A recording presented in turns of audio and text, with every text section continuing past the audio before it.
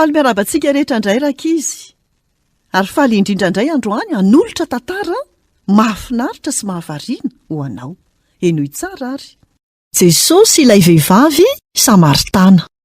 Jaona 4. Jesosy no manana ny ranonaina. Maro tamin'ny mponina tao an-tanàna no niala tamin'ilay vehivavy Samaritana.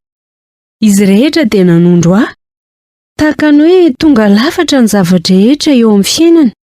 Manantena mba tsy hifanena amin'ny olona rehefa tsy maintsy mandeha any amin'ny fatsakana akarana. Noho ny tatao vovonana dia naka ny sininy fakany rano ra vehivavy ka niala tao an-tanàna. Amin'ilay fotoana tena mahamainy masoandro iny, no fotoana tsara ialana mba hisorohana ny fanenana amin'ny olona. Vao maraina na amin'ny hariva no matetika mandeha any amin'ny fatsakana ny mponiny sikara. Andriamanitra, izy ary mipetraka eo anoloan'ny fatsakana io? Omeo rano aho hosotroko. Nahoana ianao miresaka amiko? Ianao Jiosy, ary izao kosa vehivavy Samaritana? Tsy fantatr'ilay vahiny ve fa nisoroka ny Samaritana ny Jiosy satria nanambady vahiny hafa firenena ka nanompo sampy? Raha ny marina dia fantany tsara izany. Saingy izy dia tsy niezaka nilika ireo izay voailika. Hafo Jesosy. Raha fantatrao hoe iza? Dia mba hangataka amiko sotrony ianao, dia hanome rano velona ho anao aho. Ahoana ny aizanao manovo rano? Lalina amin'ny fatsakana. Izay misotro ty rano ty dia mbola ngitahita ihany. Fa ny rano izay meko dia manala ny hetaheta ny mandrakizay. Ny fandriany fotsika dia tahaka ny hetaheta. Rehefa tanteraka izy ireo dia mipotra ny fandriana vaovao. Ary mitohy hatrany hatrany izany. Tsy afa-po mihitsy ny fo. Tsy mety levona ny hetaheta. Tsy misy traikefa be. Tsy misy zava-bita ara-panatanjahantena.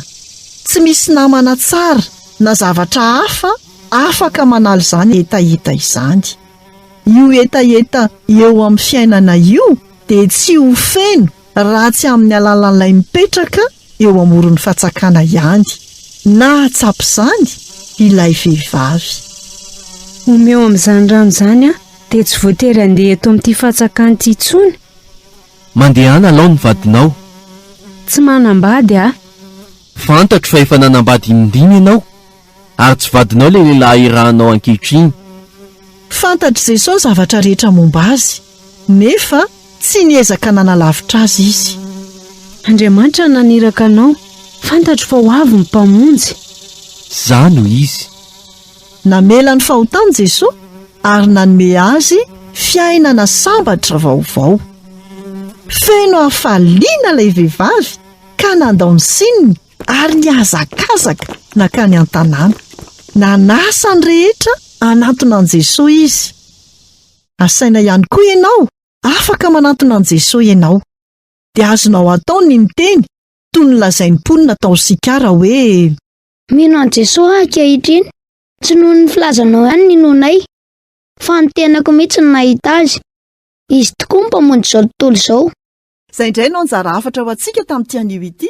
Tahiny tompo daholo, nanolotra ny tantara zokomy.